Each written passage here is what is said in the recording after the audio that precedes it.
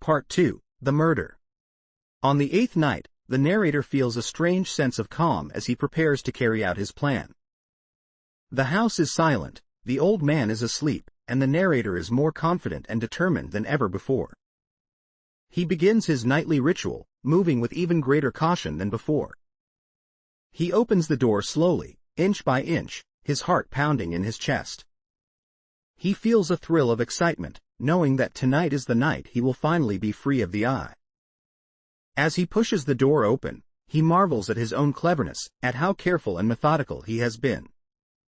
He knows that no one could possibly detect his presence. He is like a shadow, moving silently and unseen. He even allows himself a small smile, confident in his success.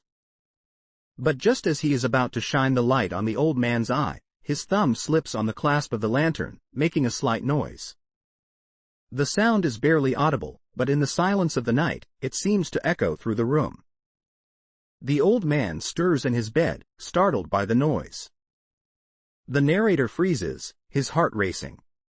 He stands perfectly still, not daring to move a muscle. He listens intently, his sharp ears picking up every sound.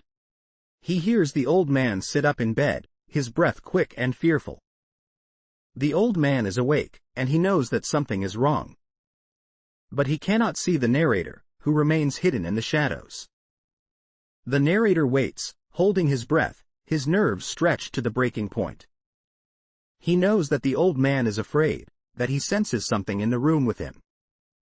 But the old man does not cry out, he does not move. After a moment, the narrator hears the old man lie back down, his breathing still quick and uneasy. The narrator waits longer, listening to the sound of the old man's breathing, waiting for him to fall back into an uneasy sleep. When he is certain that the old man has drifted off again, the narrator slowly uncovers the lantern, casting the thin ray of light directly onto the old man's eye. This time, the eye is open, wide, staring at the narrator with a cold, malevolent gaze. The sight of the eye fills the narrator with an uncontrollable rage. It is as though the eye is mocking him, daring him to act. His blood pounds in his ears, and he hears a low, dull sound, a sound that he believes to be the beating of the old man's heart, growing louder and faster with every passing second. The narrator becomes more and more agitated, his fear and anger boiling over. He is convinced that the sound of the beating heart will be heard by the neighbors, that it will give him away. He cannot allow that to happen.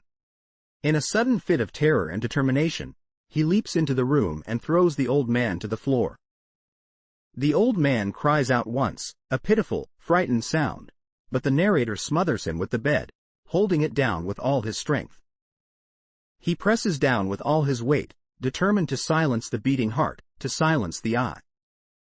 The struggle seems to go on forever. The old man fights weakly, but the narrator is stronger, driven by his fear and rage. He holds the bed down until he is certain that the old man is dead. Slowly, the sound of the beating heart fades, until there is nothing but silence. The narrator stands in the dark, breathing heavily, listening intently. There is no sound, no heartbeat, no breath. The old man is dead, and with him, the terrible eye.